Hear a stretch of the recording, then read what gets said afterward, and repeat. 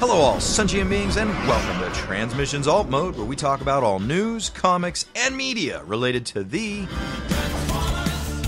On this episode of Transmissions Alt Mode, we review the Bumblebee Movie prequel comic, Issue 4. Paramount Pictures declares that Transformers Bumblebee is solidly profitable, and a new commercial for Wal-Mart features everyone's favorite Bumblebee. Today is Friday, January 18th, 2019, and this is episode 112 of Transmissions Alt Mode. How are you now? My name is Arish, and I host the Letterkenny podcast at letterkennypodcast.com. It's about the hit streaming show Letterkenny, available in Canada on Crave and in the US on Hulu. Now, if you're not able to get those services, you really should listen to the podcast, where I go through each episode, give a synopsis, my review, plus some interesting facts about each episode. I even go through some of the show-specific terms you might not be familiar with, like Tilly Time or a Donnybrook. You can learn what it takes to have a super soft birthday party, or what even those two guys did with the ostrich. Allegedly. Anyways, we just finished Season 1. As a result, we're celebrating by having a Twitter contest, and we are giving away the Letterkenny DVD collection, which contains Seasons 1 to 5, plus 3 bonus episodes. So pitter-patter and get at her, subscribe to the Letterkenny podcast, available wherever you get your podcasts. You can reach me on Twitter, at LetterkennyPod, or at letterkennypodcast.com. Now, if you'll excuse me, I have to distribute some free literature. That commercial was so fucking pathetic, bud. You gotta give your balls a tug.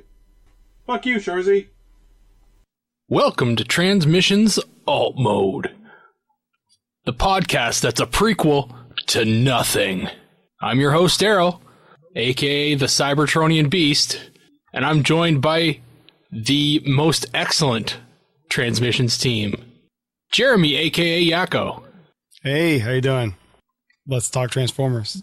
That's right. Yo!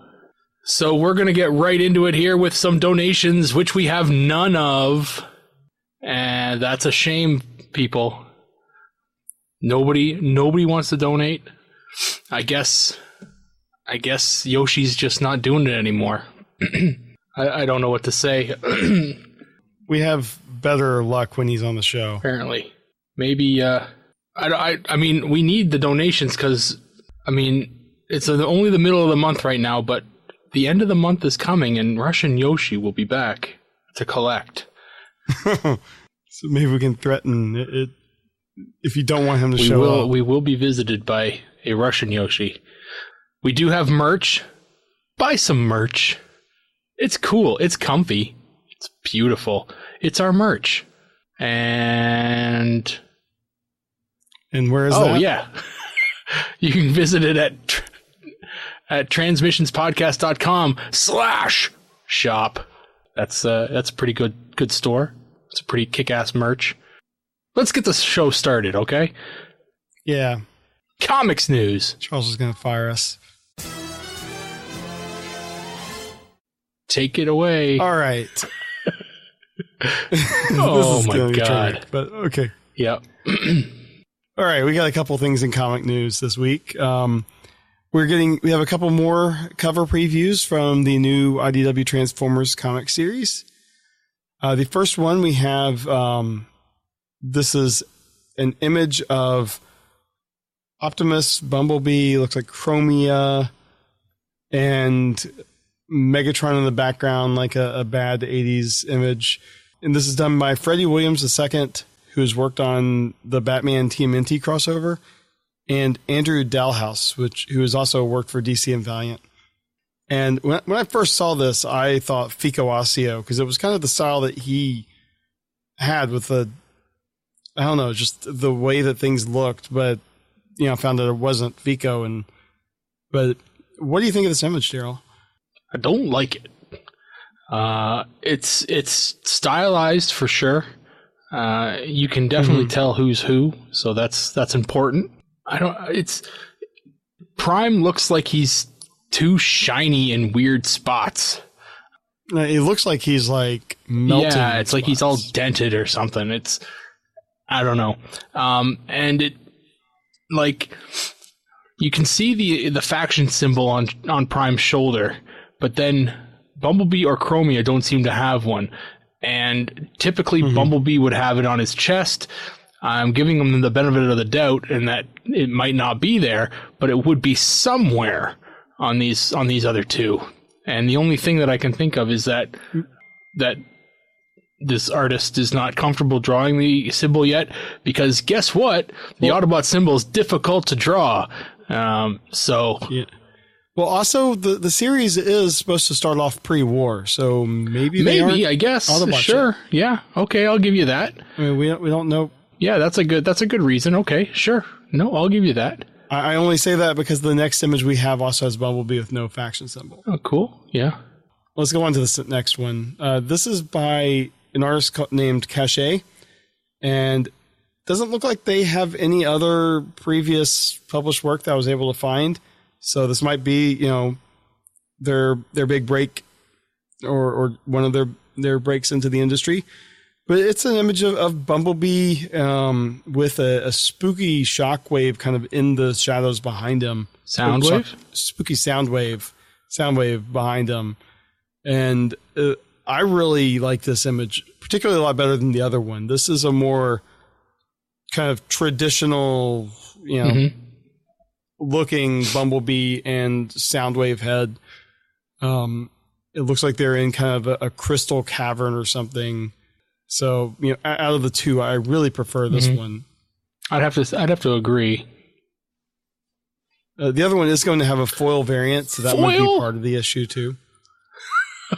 Yeah, they're going all out. That's awesome. So, so we'll have a link to these. Let's see.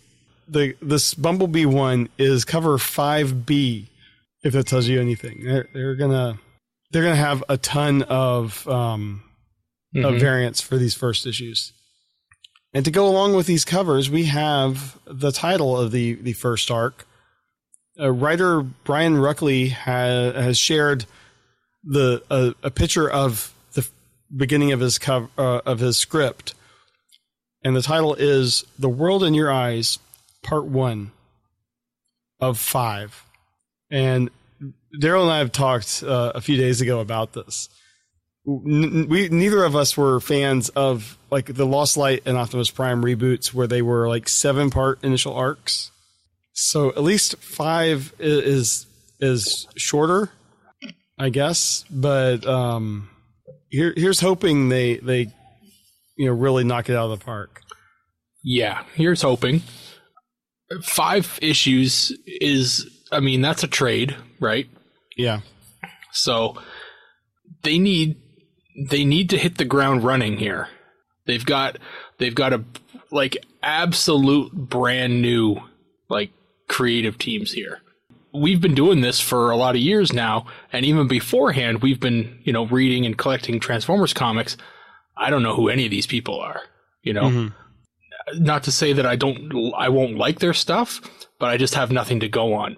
So these opening arcs and opening few pages, they need to really, really catch me, and grab hold of the imagination, because I was getting bored with the last stuff. So I'm eager to see what they've got. 5 issues is ambitious in my mind. I would have liked to have them maybe done a 2-parter or a 3-parter as a start to just kind of introduce everyone and to get everything kind of going. Although you did say that it's a trade, so maybe they're thinking in terms of that. Of course they are. You can tell your whole story in one big trade. Yeah, of course they are. So, and then you run into the issues with where does the issue end? Are you able to tell a complete story in each issue that contributes to the overall arc? Yep. So that's going to be the big question for me. Some of the problems that the last writers had were the middle of these arcs were just boring. Nothing happened. So the story would die in those middle issues. You can't, if you're starting from scratch here, you can't have, book 3, just have a story die on you. It needs to be, You need to start at issue 1 and go to 5 and just be bang, bang, bang, bang, bang, and be done, you know? It needs to be really good and attention grabbing. So I'm a little worried to seeing the part 1 of 5. Mm-hmm. But I'm giving them the benefit of the doubt. I'm going to buy them all because that's what I do. Yeah. So, and we're getting 2 a month, so it's going to be quick. We're going to get through these 5 really fast. A month and a half. And yeah, so let's see what Brian's got. Yep. So, I mean, you know, he comes from like novels and stuff. So, you know, like I said, we got to give him the benefit of the doubt until we see his work. Mm-hmm. So fingers crossed. And, you know, March is coming up soon. All right. So I guess let's move into our comic review. Yes, let's. This week we are reviewing the Bumblebee Movie prequel number 4. This is the final issue of this, and I'm sure we're all expecting it to lead right into the Bumblebee live action movie, which I will tell you right now, it doesn't. I think I treat this whole thing as the Bumblebee movie is a hard reboot, and this is just following the previous continuity of the Bay movies, but we'll see. We have 3 covers here. The first cover is a movie poster, one like we've been getting in the Bond style. It says "From Cybertron with Love," and it has Malignus sitting in a chair. He's the little bot that was revealed to be the boss in the last one. We have an eye that I'm not sure who that is supposed to belong to, maybe Blitzwing. And then we have 2 human characters kind of in the middle of the image. And then the other image has basically all the main characters fighting in action scenes. And at the very bottom, we have Bumblebee and Diablo fighting on top of a hammer and sickle, the Soviet Union symbol with a big red star. I mean, that first cover was done by Andrew Griffith and Priscilla Tramontano. Cover B here was done by Fico Ossio. And then cover C is just the line art from cover A, which is just Andrew Griffith. So, Daryl, which one of these strikes your fancy? Well, I'm going to probably go with Fico's cover, cover B. It's... I don't know, something about the poster ones never really did it for me, but I like the action on Fico's cover. Yeah, I think the cover A is just a little bit too bare. It's like the background is pretty much a solid yellow thing, and you know they both have a lot of yellow, obviously, but the action one, I think, it's just a lot more dynamic. So yeah, I think I would choose that one as well. All right, into the summary here. It starts where it left off last time with Bumblebee and Agent Lux and Reeves all trapped. They are surrounded, or they're on top of a platform that is over a pit of Sharkticons, and they are surrounded by the Decepticons. Bumblebee is still trying to convince Diablo that she is not just a mindless Decepticon. She fought with him, side by side in some battles, and there's more to her than just this. And as she's starting to try to explain herself, Lux activates something on her watch, and the tracking device that Bumblebee had planted on her, Lux had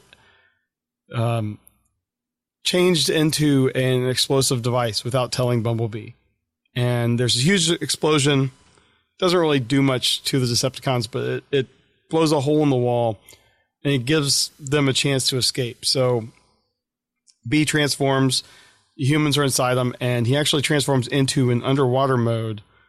Unfortunately, because of the Sharkticon attacks, he's not nearly as watertight as he used to be, but they're able to escape briefly, and as the Decepticons go back, Malignus activates the giant nuclear missile that's there. So the Soviets will see an intercontinental ballistic missile coming from the UK towards them, and his whole plan to ignite a nuclear war will start. But we see that there is a Sharkticon actually on the missile, and that will come into play in a little bit. Agent Lux is trying to take out Malignus, and as she does that, Agent Reeves runs over to Bumblebee, who's fighting Diabla, and gets B to give him one of the trackers, and he tosses it over to Malignus, where Agent Lux explodes it, and that little bot's gone. And then we see the missile, Diabla is actually attached herself to the missile, or she's gone up to get it, and makes the missile crash back down, and it explodes, and we don't see her body. B is convinced that she's still survived somehow, but he saves the humans, and as they're all in the water, as Blitzwing escapes, he recognizes that a tire that Agents Lux and Reeve are on is one of her tires. So then the last couple pages of the book have B through the ages from the 60s to the present day. He's trying to track down Blitzwing and just missing Blitzwing briefly every time. And then the last page says Bumblebee will return in an actual good movie. We'll see. So that was kind of a rough review, but I thought this whole series was fun. This issue in particular was all action. The art was good. Andrew always does great art. The humans are done good. The bots I like, even though they're the Bayverse designs, they're done pretty well. And the Sharkticons are Sharkticons. I mean, I'm glad that there wasn't really much design change on the Sharkticons. This was really just like all action just to finish out the series. And like I said before we started, I see this as kind of the Bay movies and this are in one timeline, and Bumblebee, the movie Bumblebee, is a complete reboot, just taking elements of the Bay movies. So, Daryl, what do you think this issue and the series as a whole? Well, it was definitely action-packed, that's for sure. I do think that the art was definitely pretty good in this issue. Andrew definitely stepped up his game. The splash pages were really, really good. The one with Bumblebee holding the two human agents there, jumping in away from the explosion was a really good page. So that one looked really nice. The one page near the end, in the present, where Bumblebee's kind of like facing off against Blitzwing again, just reiterated from last week, where I love that Blitzwing design. Really, really like it. And it's too bad that it's, really won't see much more than this, because that looks fucking awesome. Mm-hmm. But as far as the story altogether, I thought it was okay. There wasn't as much like intrigue as I thought there was going to be. It wasn't as spy, like they put some spies in it, but I don't think there was as much spy stuff. They're just kind of chasing down bad guys. Yeah. The fact that it's a Transformers book, and the first couple pages of issue 1, some world leader or whatever gets killed. Us as a reader, we're like, I wonder who did it. Probably the Decepticons. It's a Transformers book. They're probably behind it. So, the intrigue level of this spy book was not super high. The art was good. The pacing was good for 4 issues. I thought it didn't really slow down too much. And, all in all, I thought it was okay. Cool. Yeah, I do like that. Like, Astro Train had made an appearance in the last issue, and he just kind of bugs out in this issue. Mm-hmm. I didn't mention the creative team here. This is written by John Barber, art is by Andrew Griffith, colors by Priscilla Tramontano, letters by Tom B. Long, editor is David Marriott, and publisher Greg Goldstein. And with the things like Astro Train, John Barber cannot help himself with continuity, even in the Bay verse. He can't let anything happen to Astro Train, because I think he shows up in one of the Bay movies or something for just a second. So, does he? Maybe. I don't know. But, I mean, it's kind of weird that he just kind of bugs out and doesn't actually do anything. I can't remember much from the Bay movies. It's a nightmare. But anyway, yeah, these were... It was a fun little mini-series. You know, just an alternate, story. Yeah. So, and I guess next week we'll probably we still have one of the Bumblebee graphic novels to do. I can't remember what else we have on deck to finish up, but won't be too long before we have actual news stories to do. I'm surprised if the books have lasted this long. Figured we'd be out of them by now. Yeah. All right. So I guess let's move on to some media news. All right. In media news this week, a whole bunch more Bumblebee movie stuff came up. So there's some behind the scenes information. There's an interview with Haley Steinfeld. Paramount Pictures declared the Bumblebee movie is profitable. Look at that. Congratulations. It was questionable there for a bit. So yeah.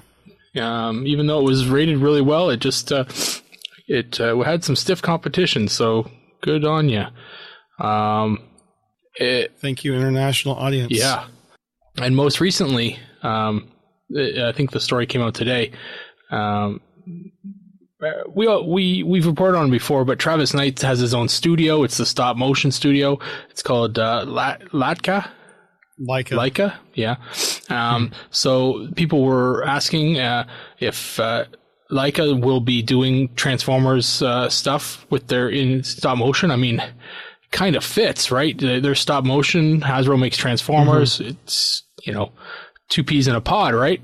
Well, according to Travis Knight, Laika won't be doing it, or won't be in the business of Transformers. He's going to keep them separate. So, well, I mean, it does make sense, I guess, but it would be great if Hasbro contacted them to do commercials, like toy commercials. Yeah, that'd be cool. Like just the short, 1 minute, 30-second pieces. Yep. I think that'd be awesome. It is pretty cool, though. I mean, the stop motion stuff. I mean, it just seems to work. We've seen like amateurs do amazing work with it. If the ideas and the production quality that a professional studio could do would be amazing. Mm-hmm. And we've got some interesting news regarding the Transformers trading card game. Wave 2 stuff have started showing up. And one of the most interesting things to come out of the news is they're doing a Rise of the Combiners expansion pack. And that they've been showing off Predaking cards. So these are pretty neat. Apparently the character cards are made up of the individual robots that make up Predaking. But then when you fold them open, they will show a piece of a giant Predaking. And then you can assemble that Predaking and put it on your playing mat. It's pretty cool to kind of see. There's some demo videos out where they show you how it works.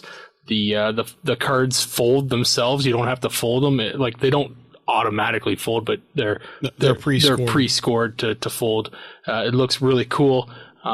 So it'll be interesting to see how this works, and if the expansion works quite well and it's a fun game mechanic, then I can't imagine we won't see more of this, because there's a bunch of combiners and Transformers. So I'm sure we'll see a ton of this stuff. Yeah, I'm just wondering how they're going to handle Devastator, because he's the only combiner that's got 6 pieces instead of 5. Well, I mean, they'll just do 6 of them. It's all about the star rating, right? So, yeah, I guess. Yeah, but no, it's very cool. So I'm looking forward to seeing how this works out. And yeah, it's really kind of ingenious how they did it. Yeah. So if you're looking for any information on that, we've got a link there. Also, I believe the guys over at WTF at TFW have done an interview with them about it. And lastly, I guess we got to officially move into pop culture here. There we go. Now we're in the right place. we have a new commercial from Wal-Mart featuring some really famous TV and movie cars.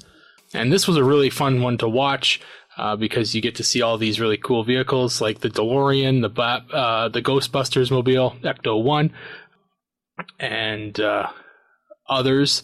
I can't remember off the top. It's been a couple days since I watched it. Oh, there's Kit. You got Kit. Yeah. Lightning McQueen, the Mystery Machine from Scooby-Doo, Fred Flintstone's mobile.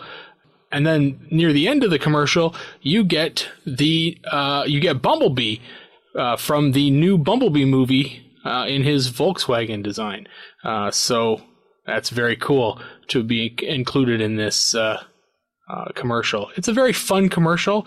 The full version, I believe, is 1.5 minutes, and it's very neat. So take a look at that. It's one of those things. If you're like me and you're into like the famous movie cars or TV cars, the stuff that is where the cars are kind of almost as famous as the characters on the show, then you'll probably really like this. Or some of them, the cars are characters in the show, like Kid or Lightning McQueen. Exactly. Or Bumblebee. Yeah. So take a look at this. It's really neat because like they incorporated a lot of things. Like Slimer makes an appearance with the Ghostbusters with Ecto-1. You have Kit, calling a guy Michael, and he's like, "My name's not Michael." It's really just kind of hits all those pop culture, good feelings. Yep, it's a great commercial.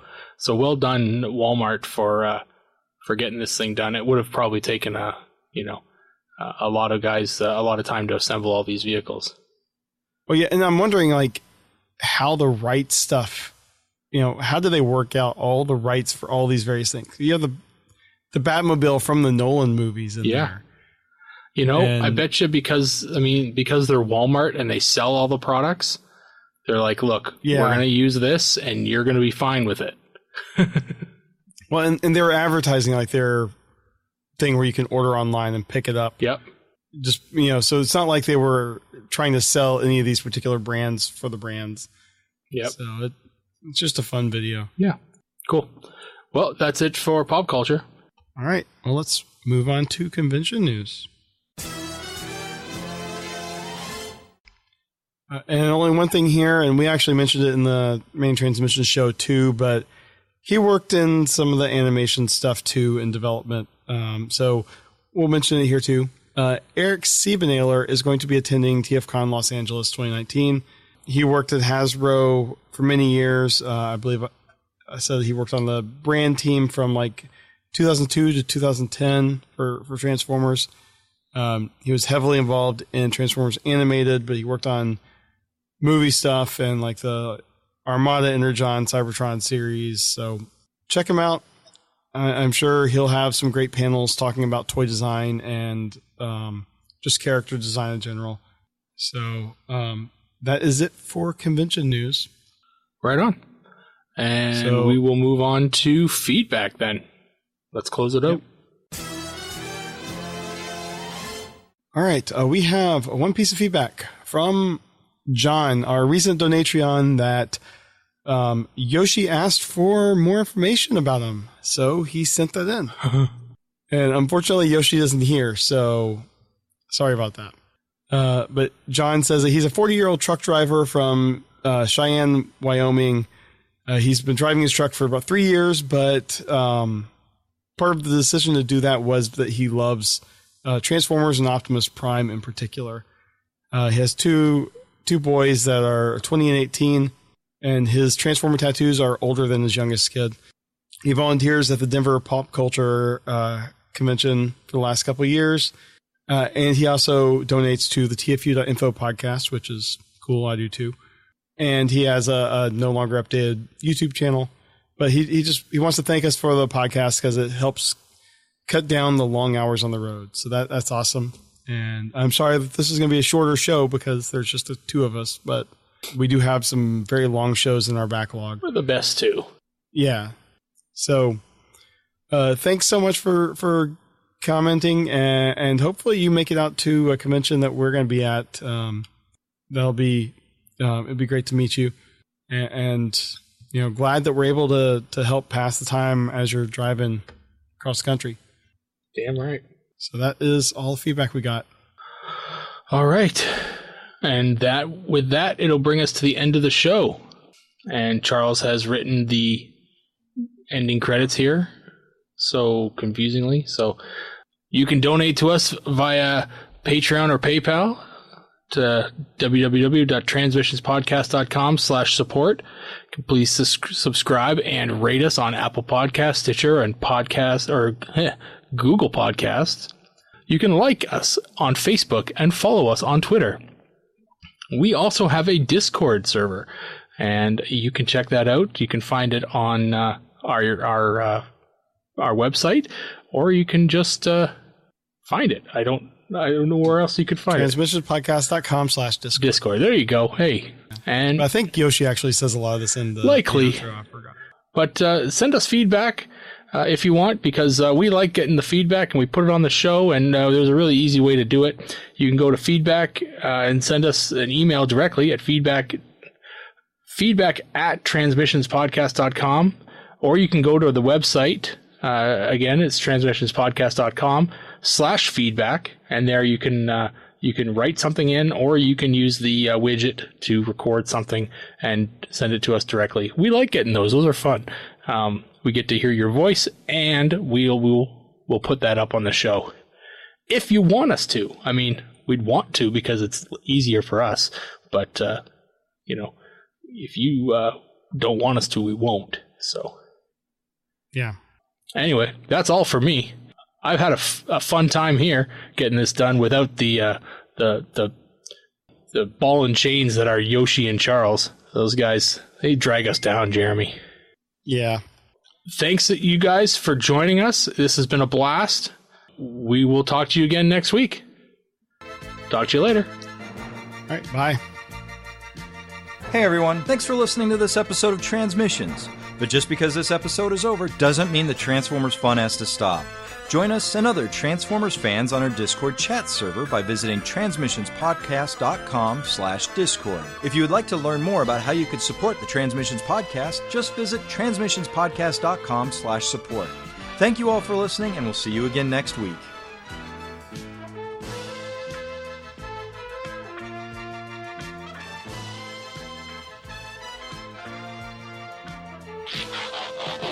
Transmissions Podcast is recorded before a live studio audience. Boo, boo, boo, boo, boo.